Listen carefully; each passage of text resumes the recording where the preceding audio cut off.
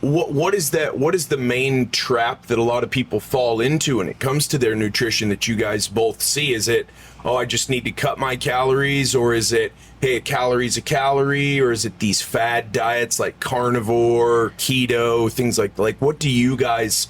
You're down there where the rubber meets the road with people who obviously, if they're coming to you guys, they want to improve their health. Absolutely. But there's so much information, especially with social media in the palm of your hand, that you don't know who to believe. What do you got? What do you see a lot or hear a lot? The thing is, we fight a lot with the fad diets. The fad diets come 1 in a million, because there's like, you have all these different ones. Right up on that mic. I want them to hear you. You have all these different diets that basically are all over the place. Yeah. And so they're not really like honed in on the individual, right? So they may work for one individual, it's not going to work for the next, right? So we found that, at least for us, and all of our clients, that works best is going to be a whole nutritious diet, right? So figuring out what people should and should not have based on their genetic biome, right? So usually we'll go send people or our clients, you'll get a food sensitivity test. That food sensitivity test will be sent off to the lab, and we'll have basically a list. That's how we were connected, right? Because Blake was talking about,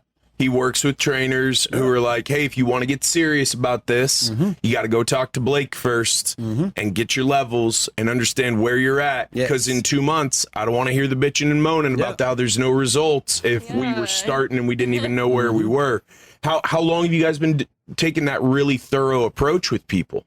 I guess I've been working with Blake about 1.5 years now. Yeah. And it's something about the panel of blood samples that you give for that particular sensitivity test, not just like a prick of blood. I think that does make a difference. Absolutely, because they're taking a larger sample, so they're figuring out a little bit more about you specifically, right? So what's happening there is, like, obviously as we age, things change. Our surroundings change us also, right? Our genetics are also play a huge part about that. Now, it also plays a part about that, how well you took care of your body up until you took that test, right? So me personally, I was having a lot of, kombucha in my diet at the time. So there was a specific, It was a gut bacteria. It was a candida that was on my list. And that was the only thing that I had in the red. So usually you'll have things in the red, things just stay away from. Things are in the yellow, things you can have moderately every 3 to 4 days. And then things that are in the green, then you can have pretty much however you want to, right? Everything on that yellow list, I was having pretty much every other day or every day. Like simple things like turmeric, black beans, mushrooms, things that were in my diets consistently enough to just cause enough issues and enough, I would say, inflammation inside of my gut that I wasn't aware about. And so at the time, it was definitely mind-blowing seeing all those different lists on those lists of foods that I just couldn't have, that I was just having all the time and enjoying. And thinking that you were eating healthy and absolutely this is good for me. Yes. Yeah. And so once I did that and I took away from those foods, and then I literally became shredded.